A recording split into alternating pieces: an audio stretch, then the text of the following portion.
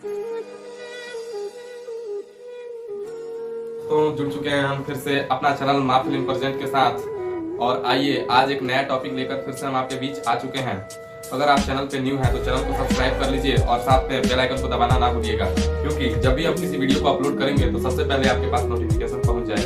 और अगर अच्छा लगे तो प्लीज वीडियो को बनाने में मेहनत लगता है, थोड़ा एक लाइक कर दीजिएगा और कमेंट करना ना भूलिएगा और दोस्तों के बीच शेयर जरूर कीजिएगा। आपके आवश्यकताओं की जरूरत के लिए ये सब बातें हैं, सुनने के लिए प्रयास कीजिएगा और जो भूल चूक हो उसको समझ लीजिएगा, क्योंकि हम भी अभी अपने शिक्षा में ही हैं, कुछ ज़्यादा अभी डेवलप नहीं हो पाए हैं, इसलिए जो भी मतलब हमें जानकारी है आपको बताने का जरूर प्रयास करेंगे। तो आइए आज का हमारा जो टॉपिक है वो है हमारा डाइजेशन सिस्टम।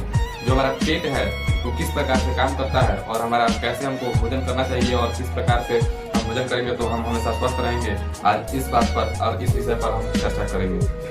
तो सबसे पहले दोस्तों जो जरूरी बातें हैं हमारा भोजन करने का तरीका, क्योंकि हम भोजन करते हैं तभी से हमारा डाइजेशन शुरू होता है। हमारा डाइजेशन सबसे पहले मुंह से शुरू होता है और लास्ट में बड़ी आंत तक जाकर के मल द्वार से निकल जाता है। यहाँ तक ये शुरू का और लास्ट का प्रोसेस हम आपको बताए हैं और आपको इसको विस्तार से बताने जा रहे हैं। इस वीडियो के अंत तक बने रहिएगा। दोस्तों सबसे पहले हमें भोजन करते समय बात बिल्कुल नहीं करनी चाहिए। भोजन हमको बैठ कर और जैसे हम लोग आराम से नीचे बैठते हैं, नीचे बैठकर और विराम अवस्था में भोजन करना चाहिए। भोजन करते समय किसी प्रकार की शोरगुल ना करें और भोजन को एक मतलब थोड़ा सा जो निवाला होता है भोजन का, वो कहते हैं निवाला, उसको थोड़ा सा जो भोजन का निवाला होता है उसको कम से कम 32 बार टुकड़ों में विभाजित किया जाता है। ये बात आप ध्यान रखिएगा। अगर आप भोजन को चबाते नहीं और जल्दी जल्दी ऐसे ही खा के चले गए, निकल के कैसे भी हो गया, खाना पेट में ही ना है, पच जाएगा, अपना काम है उसका पचा लेने का, तो ऐसा नहीं है। वो भी मशीन ही है, एक प्रकार का यंत्र ही है पेट में भी। ऐसा नहीं है कि वो आप जैसे भी उसको दे दीजिएगा वैसे पचा देगा, तो फिर खाने का जरूरत ही क्या है।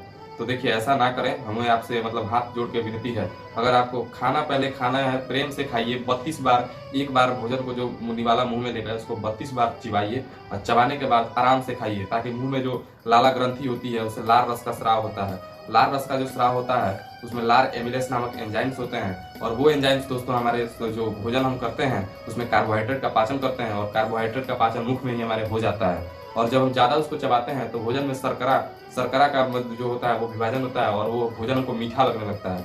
ऐसे अगर करके हम खाएंगे तो हमारा कार्बोहाइड्रेट का पाचन, कुछ पाचन तो मुंह में हो ही गया, उसके बाद वो ग्रास नली से होकर हमारे शरीर के अंदर जाता है। उसके बाद हमारे शरीर में जो अमाशय है वहाँ भोजन का पाचन होता है।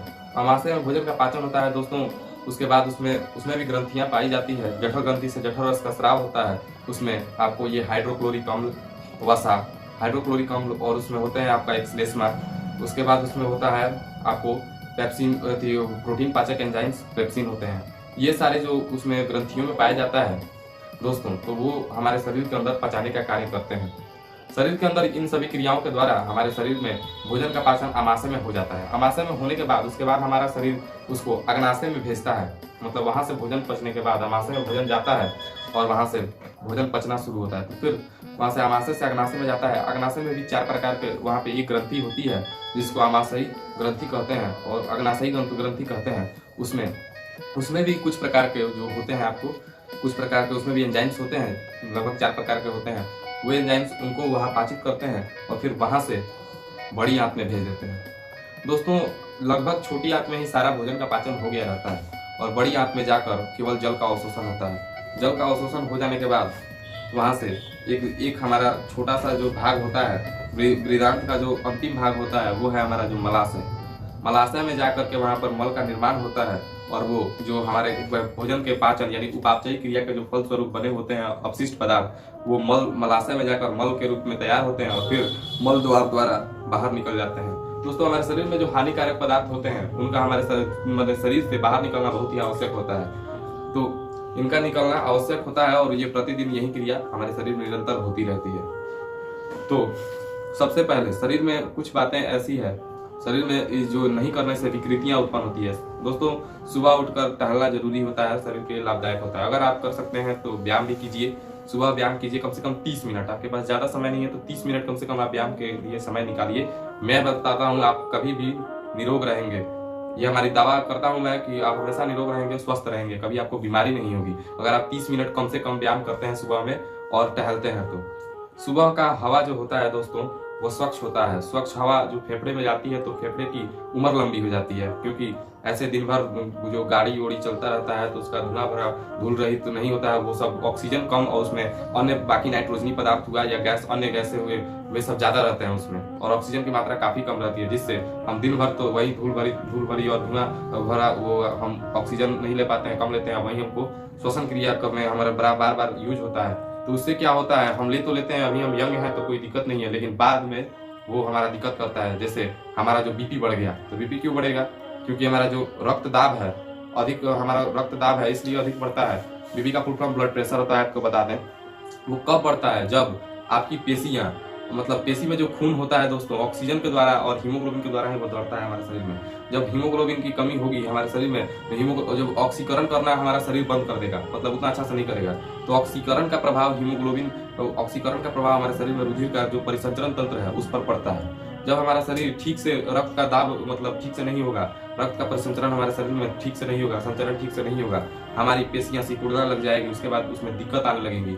तो जब वो ऊपर से तो उसका काम है, हमारे हृदय का काम है जो वो उसमें दाब लगाएगा और वो चाहेगा कि जितना हम पहले करते थे उतना ही गति में हम अपना खून का संचरण करें, लेकिन हमारे शरीर की पेशियां जो है, जो हमारे रक्त के धमनी महाशिराएं ये सब है, वो दिक्कत सिकुड़ी होती है और शिथिल हो जाती है, जिसके कारण वो तेजी से नहीं गति कर पाती है। ऊपर से प्रेशर बढ़ता जाता है और शरीर में परिसंचरण तंत्र की गति जो होती है वो धीमी होती जाती है, जिसके कारण चलते ब्लड प्रेशर बढ़ जाता है, यानी उच्च रक्तदाब हो जाता है, इसको कहते हैं। और लो ब्लड प्रेशर क्या है, जब हमारा शरीर का शिथिलन होने लगता है तब हमारा शरीर धीरे धीरे गति में, मतलब साफ धीरे गति में, मतलब हमारे शरीर में ब्लड का संचरण होता है, तब वह लो ब्लड प्रेशर है। तो इस सब के लिए एक ही उपाय है, आप व्यायाम कीजिए, नित्यदिन टहलिए, सुबह में उठिए, जगिए और अपना टहलिए, व्यायाम कीजिए। आपका जो है ऊपर से लेकर नीचे तक शरीर का संचरण बिल्कुल मस्त रहेगा, दुरुस्त रहेगा, तो कभी भी आपको इन सब चीज़ों का सामना नहीं करना पड़ेगा। इन बातों का ध्यान हमेशा रखेंगे कि सुबह में उठिए, उसके बाद अपना भोजन जो डाइट है उसको आप अपने उम्र के हिसाब से रखिए और संतुलित आहार जो होता है वो लीजिए। ये ना कि सुबह उठे तो हम बिना ब्रश किए कुछ भी मन किया वो खा लें, वो नहीं। सुबह का आपका जो हो वो खाना संतुलित होना चाहिए, मतलब आप खा लिए, सुबह में रोटी खाइए, आदत में डालिए, रोटी दाल सब्जी, हरा सब्जी जरूर रखिएगा उसमें, और उसके बाद खाने के बाद और उसमें फल अगर चाहें तो सबसे बेहतर रहेगा कि आप सुबह फल ही खाएं, ज़्यादा मतलब तले वाले पदार्थों से मतलब वंचित रहें। जो आप अगर तले वाले पदार्थों का सेवन बंद कर देंगे तो आपका पाचन तंत्र बिल्कुल सुधर जाएगा। ये सब बातों का अगर ध्यान आप रखेंगे तो आपको कभी दिक्कत नहीं होगा। दोस्तों, सबसे पहले हम क्या करते हैं आजकल के युग में, जो है बर्गर पिज्जा ये सब, तो सभी से खाना खाने से जो है सेहत पर बड़ी दुष्प्रभाव पड़ता है। क्या बताएं, आजकल का ये सब मतलब ऐसा हो गया है कि बर्गर पिज्जा के बिना रहा नहीं जाता, ये सब खाएंगे और वो क्या होता है, शरीर में जाकर पचता नहीं है। तो जब पचेगा नहीं तो हमारा डाइजेशन सिस्टम कितना करेगा, वो कोई हमारा बनाया हुआ मशीन तो नहीं है, भगवान का बनाया हुआ है। वो जब पचता नहीं है तो ऐसे ही उसमें विकृतियाँ उत्पन्न हो जाती है और बाद में वो जवाब देने लगता है। बाद में अगर हम बढ़िया खाना भी खाएं तो वो नहीं पचा पाता है, क्योंकि वो बर्गर पिज्जा खाने से वो खराब हो चुका रहता है। इसलिए जरूरत से ज़्यादा इन सब चीज़ों का सेवन करने से बचें और ये सब चीज़ याद रखें, कम से कम खाएं या छोड़ देना, अगर छोड़ देना आपके लिए संभव हो तो छोड़ दें, मेरा ये रिक्वेस्ट है आपसे। उसके बाद दोस्तों, अपना सेवन जो है आहार संतुलित रखिए और ये सब बाजार के सामानों से को खाने से बचिए, आहार संतुलित रखिए, हमेशा स्वस्थ रहिएगा। सभी प्रकार के सब्जियों का सेवन करें, ये ना कि केवल हम आलू खाते हैं, केवल हम आलू खाएंगे, ये नहीं है। उसमें विटामिन होना चाहिए, प्रोटीन होना चाहिए आहार में। आपके आहार में मनुष्य के लिए 6 प्रोटीन्स, 6 न्यूट्रिएंट्स जिसको बोलते हैं, 6 न्यूट्रिएंट्स मतलब 6 पोषक तत्व जरूरी होता है मनुष्य के लिए, और पेड़ पौधों में 16 न्यूट्रिएंट्स की जरूरत होती है, लेकिन मनुष्य के लिए 6 न्यूट्रिएंट्स को आवश्यकता होती है पोषक तत्व, जिसमें vitamin, fat, vitamin, protein, minerals इत्यादि आ गए, तो खनिज लवण इत्यादि हैं। तो ये सब चीज़ों का सेवन जरूर करें और इससे आपका स्वास्थ्य जो है वो बेहतर रहेगा। इसलिए चलिए आज के वीडियो में इतना ही, चलिए हम विदा लेते हैं इस वीडियो में, मिलते हैं फिर अगली वीडियो में, और तब तक के लिए बने रहिएगा हमारे YouTube चैनल पर माफिलिन परसेंट, और चैनल को अगर सब्सक्राइब नहीं किए हो तो प्लीज़ सब्सक्राइब कर लीजिएगा, ये आपसे रिक्वेस्ट है। फिर